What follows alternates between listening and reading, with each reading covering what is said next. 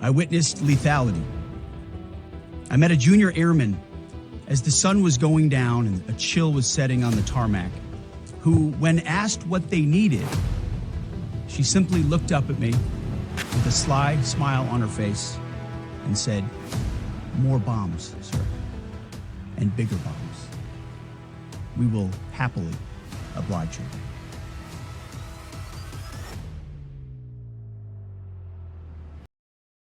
The moment for the decisive confrontation had finally arrived. The 1st Infantry Division, widely known as the Big Red One, received direct orders to initiate a large-scale ground assault against Iranian defensive positions along the Strait of Hormuz. This mission was not just another operation, it was the turning point of the entire campaign. The objective was precise and uncompromising: seize control of the coastline, dismantle all remaining resistance, and restore the flow of international shipping through one of the world's most critical maritime routes. At a major U.S. forward operating base in the Middle East, the command triggered immediate, coordinated action.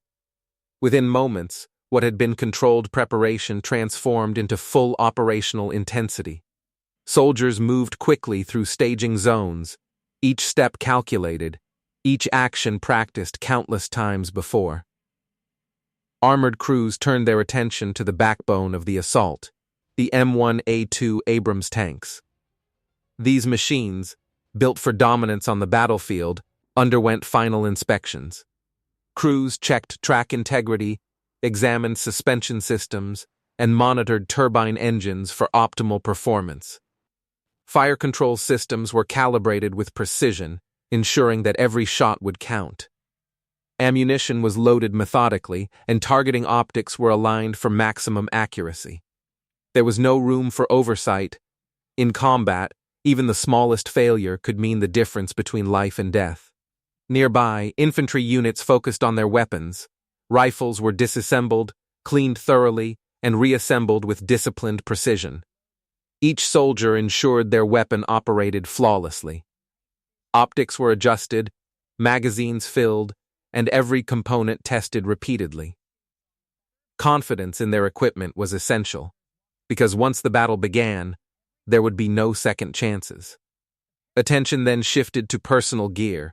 Rucksacks were packed with essential supplies, medical kits, ammunition, food rations, water, and extra clothing. Each soldier adjusted the weight carefully, ensuring mobility without sacrificing readiness. Every item had a purpose, and every ounce mattered. Airborne elements prepared for insertion. Paratroopers secured their parachutes, double-checking every strap and connection.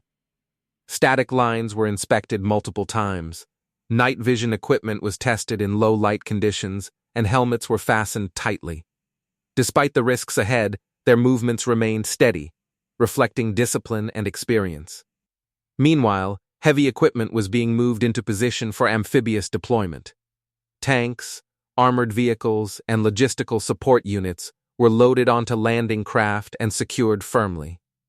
Engineers and Marines worked together seamlessly, ensuring every vehicle was ready for transport across open water. At the same time, aviation units prepared for launch. Helicopters stood ready, rotors beginning to spin as crews finalized their checks. Infantry units boarded in organized formations, preparing for rapid insertion into contested territory. Then, the operation began. Amphibious craft surged forward from offshore vessels, gliding across the water toward the coastline. Inside, armored crews remained alert, engines running, waiting for the moment of deployment. Above them, helicopters lifted into the night sky, moving in coordinated formations toward their designated drop zones. High-altitude aircraft released airborne troops, and within seconds, parachutes filled the sky. Dozens, then hundreds of paratroopers descended in silence, guided only by training and precision. On the ground, special operations teams advanced quietly, using darkness as cover. Their mission was to weaken enemy defenses and create openings for the main assault force. As landing craft reached the shoreline, ramps dropped with force. Tanks rolled forward onto the sand, their massive weight pressing into the terrain as they transitioned instantly into combat movement. Without hesitation, they advanced inland. Paratroopers quickly regrouped upon landing, forming units and securing positions. Communication lines were established, and coordinates were shared in real time. Special forces linked up with advancing units, synchronizing movements for maximum impact. Then came the first wave of direct engagement. Abrams tanks identified fortified enemy positions embedded within the terrain. One after another, their main guns fired with precision. Each round struck with devastating force, tearing through bunkers and defensive structures. Explosions echoed across the battlefield, sending debris into the air and breaking defensive lines. Infantry units followed closely behind, moving through trenches and fortified positions. Their approach was fast and aggressive, clearing resistance at close range. Every movement was coordinated, every advance supported. Iranian forces responded with everything available: heavy machine gun fire, rocket attacks, and indirect mortar strikes. The battlefield became a storm of noise, fire, and movement. But the advancing forces maintained momentum. Using armored cover and tactical positioning, units pushed deeper into enemy-held territory. Despite the intensity of the resistance, their coordination remained intact. As the battle intensified, ground units called for additional support. Naval forces positioned offshore responded immediately.